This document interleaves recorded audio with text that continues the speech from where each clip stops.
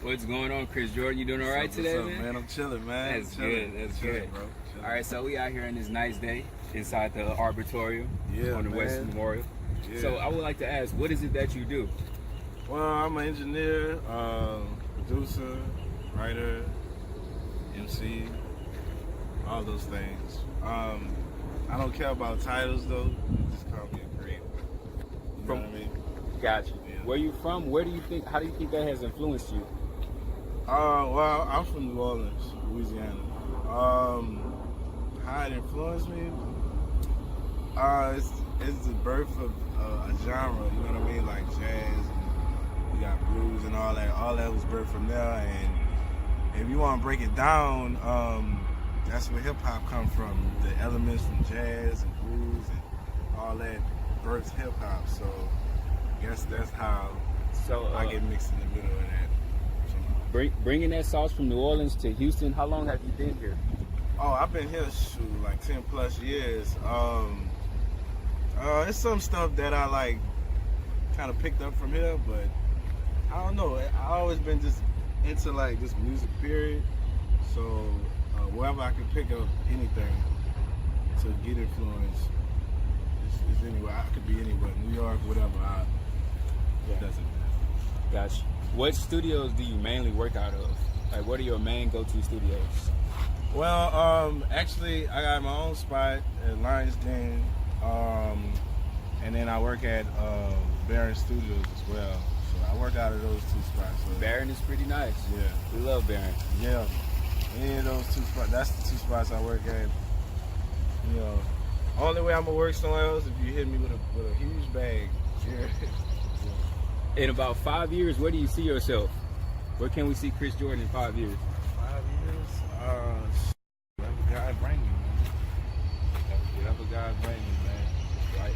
What were some major obstacles that you went through? Man, just trying to... Or that you're either currently facing, or have you faced any, and how did you overcome them? A lot of obstacles, man, just because, like, you know, I started off like recording in like my bedroom and stuff like that. You know, man, it was years of me just like recording out of my bedroom, telling people to get off my bed and you get hit on the seats and stuff like that. I'm like, you know what I mean? It's Right. crazy. That is. But I mean, over time, you know, I built my name up a little more, and you know what I mean. I was able to focus a little bit more and level up. Right. But definitely started out of there. What would you say was the most annoying part of your job? When somebody not willing to try and, you know what I mean, push to be better. You know what I mean? If you come in the studio lazy and you know, Right. I don't like that.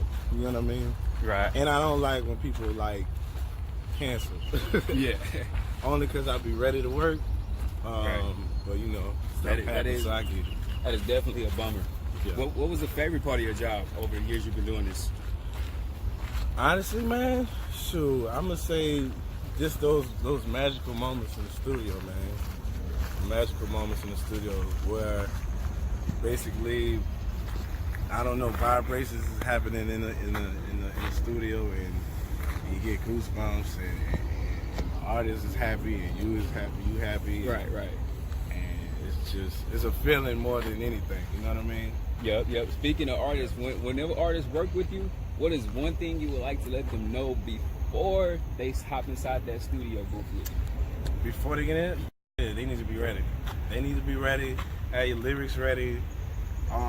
Because I mean, when you have your lyrics ready, then you can have the feeling is the part that you can kind of like figure out in the studio, because you feel a different way every day. Right. But as long as you have your lyrics down, you can get to that. But when you don't have your lyrics down, you got to make sure you're saying it right, and you know what I mean? And it kind of push back all the creativity part. So I say just be ready. That's definitely agreed. Yeah. Well, one thing I would like to know is, what would make you never, ever want to work with someone again? Not want to work with them? I give people a lot of chances, so you gotta really mess up. So basically, just doing bad business. Right. You know what I mean? Like over and over, and it happens too many times. And like, okay, well, you might need to work with somebody else or work on yourself. Right. And then when you get that together, you can come back. So, you know, I don't really push people away too much. That makes sense. With your sauce and your techniques, what Houston artists do you see yourself working with in the near future? What celebrity Houston artists, to be exact? Houston artists? I'm really not even looking at it like that. I'm really looking at it like, well, whoever's ready to like take their music up to another level, you know what I mean? Anybody, really anybody. If it so happen to be a celebrity, cool. You know what I mean? Yeah, I'm good with that, you know? What's here we go. What's your favorite studio snack? What do you munch on whenever you in the studio? Hours long, can't leave. Man, honestly, lately, Altoids, man.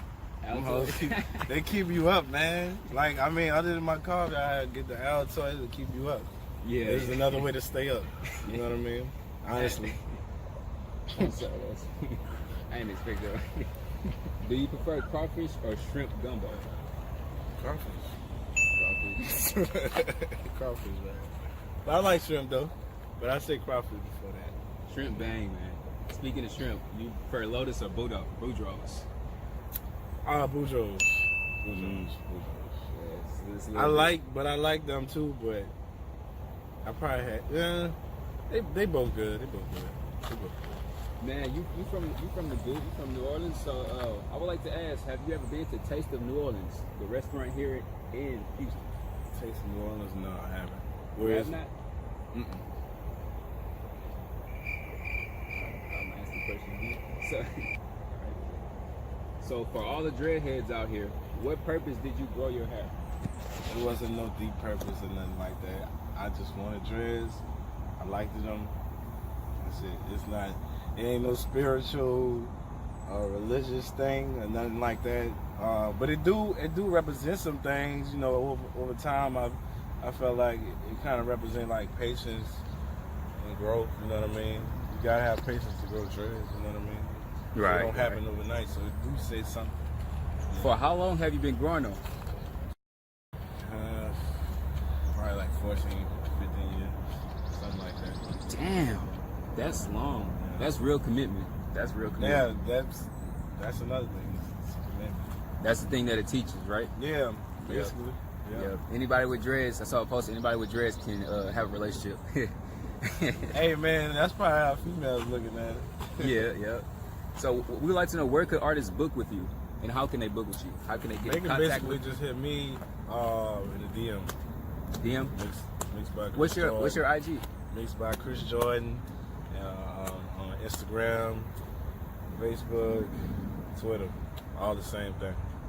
All right. So before we wrap it up, we would like to know one thing you'd like to say to your fans and all the people who's watching you. Oh well, it's cool that I have fans. But man, just keep working hard. Trying to level up on everything you're doing, because that's what I'm doing. So hopefully, we all can grow together as humans, as musicians, and just try to like take care of the world with our music. That's what it is. Appreciate the time with you, man. Already, bro. Keep it dope.